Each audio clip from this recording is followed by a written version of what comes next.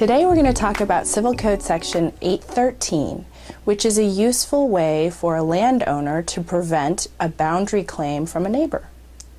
Hi, I'm Julia Way. I'm a real estate attorney here at the law offices of Peter M. Brewer.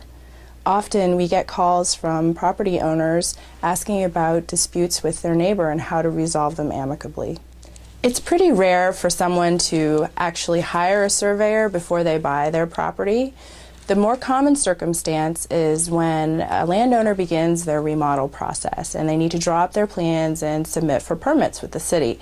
That's the most common circumstance under which people will survey their property, and they may find that the fence is in the wrong place, or there are objects such as stones, landscaping, and those types of things that are encroaching on their land.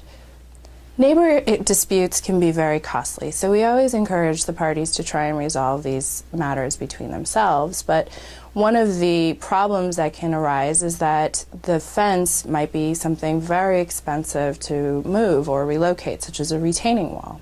So in those circumstances, one of the first things to address is the statute of limitations issue.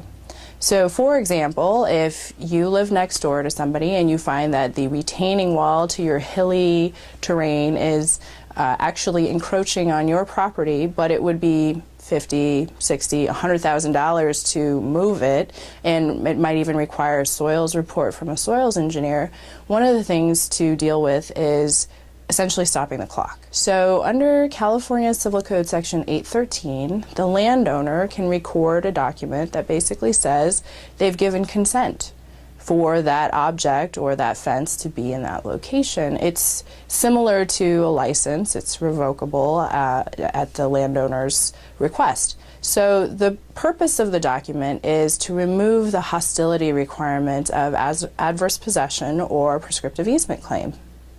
So this is a temporary solution while the parties work things out, but it buys the parties some time, especially if this is a very expensive solution to negotiate. To read my blog article, as well as other insightful attorney blog articles, please visit www.bayarearealestatelawyers.com.